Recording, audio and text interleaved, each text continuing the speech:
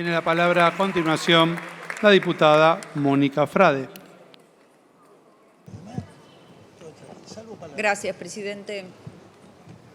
Hoy estamos discutiendo una ley que se va a modernizar, que tiene 50 años, y tiene 50 años porque llevó 2 años de tratamiento.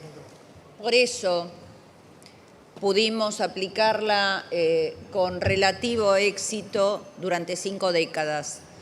En 48 horas este Congreso, sin ningún tipo de debate, sin escuchar a los que saben. Ayer tuvimos la oportunidad de escuchar a muchos jueces, magistrados, docentes, gente que conoce mucho el tema.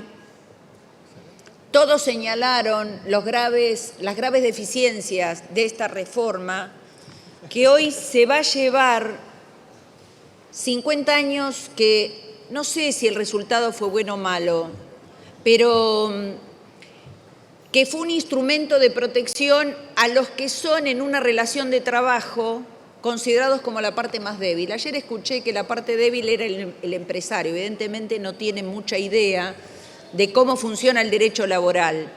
El derecho laboral no es el derecho civil donde las relaciones son, como llamamos los abogados, sinalagmáticas, con partes iguales, sino con partes desiguales. Por eso no se puede hablar de la voluntad del trabajador, la voluntad para que el trabajador pueda definir cuándo toma vacaciones, como ustedes la están pensando, cómo va a cobrar su indemnización, cuántas horas por día va a trabajar. Claramente esta va a ser una potestad de los empresarios. Y en un contexto de un 50% de desocupación, claramente los trabajadores no van a poder acordar absolutamente nada con los empresarios. No estoy hablando de ponerse en contra de los empresarios, estoy hablando de reformar y adecuar para que dé certezas a trabajadores y empresarios. Esto es lo que no va a dar esta ley, porque como ya dijeron antes, va a haber un nivel de litigiosidad muy alto. Vamos a plantear muchas inconstitucionalidades, va a haber muchas medidas cautelares como ya vinieron planteándose con la ley Bases, y ustedes con la ley Bases no han podido acreditar el crecimiento de empleo que nos decían que iba a traer. Miren, con la ley Bases se eliminaron las sanciones para los empresarios incumplidores. Esto ha hecho que los empresarios incumplidores no tengan ningún tipo de sanción adicional. Bueno, esto no redundó en los mayores puestos de trabajo. Se han perdido en estos 2 últimos años casi 300.000 puestos de trabajo. El INDEC, no voy a leer para que nadie se enoje, pero desde el año 2002 en adelante, si uno sigue la progresión, desde el año 2002 al 2008, con la Ley Nacional de Empleo, que duplicaba las indemnizaciones, se han bajado los niveles de desempleo. Es decir, que es falso, absolutamente falso lo que están planteando.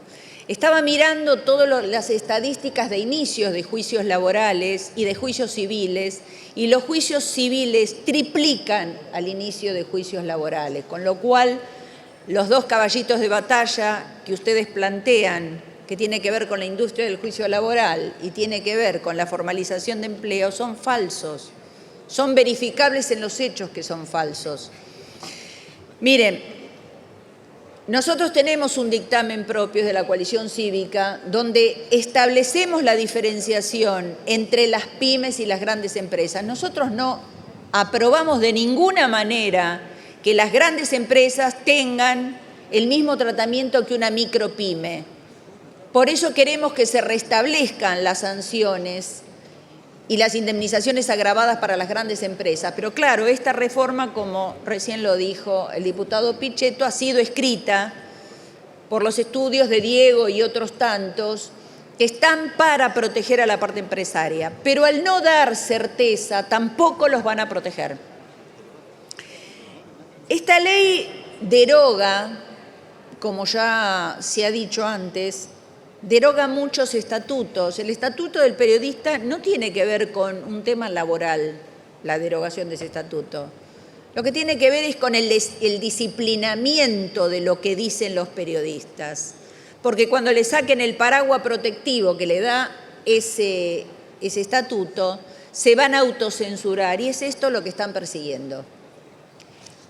Porque claramente lo que se busca es periodistas que digan que está bueno que las pérdidas de empleo como Enfate vayan a vender pollos o a los Rappi o cosa que se le parezca, exactamente.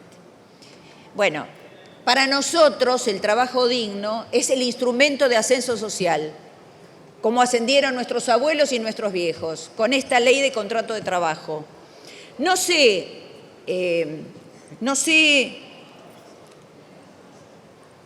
cómo van a afrontar los que voten esto las consecuencias de lo que recién el diputado Lustó planteaba, que tiene que ver con el triste y célebre nombre de FAL, porque la verdad que es un arma que va a destruir el sistema previsional. No sé cómo van a afrontar la responsabilidad que van a tener de acá, no muy lejos, a 1 año, 2 años, con el desfinanciamiento del sistema previsional. Van a ser responsables. Pero volviendo a las derogaciones, hemos hablado de la derogación del Estatuto del Periodista, hemos hablado de la derogación del Estatuto de los peluqueros, de los viajantes de comercio.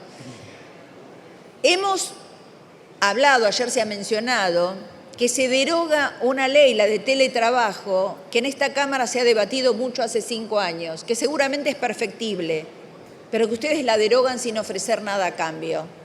Precisamente en momentos donde esa ley es de mucha ayuda, sobre todo para mujeres que trabajan en su casa y cuidan a sus hijos.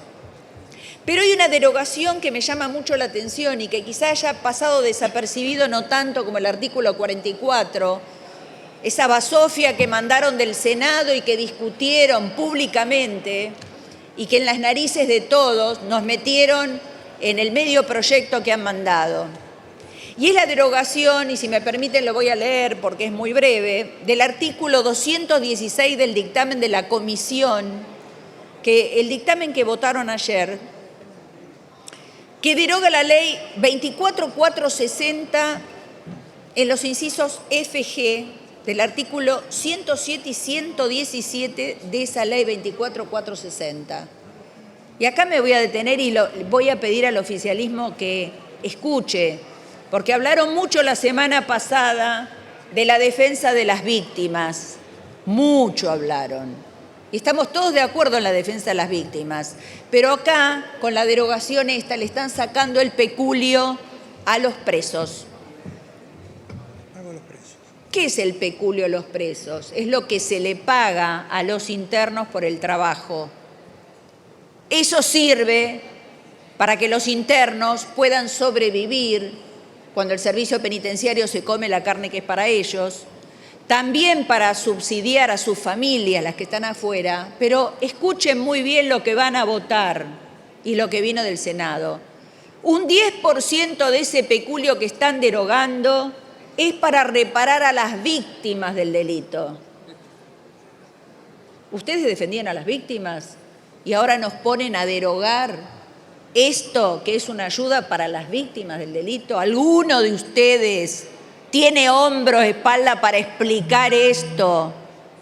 Voy a dejar el interrogante porque son muy confusos, muy confusos.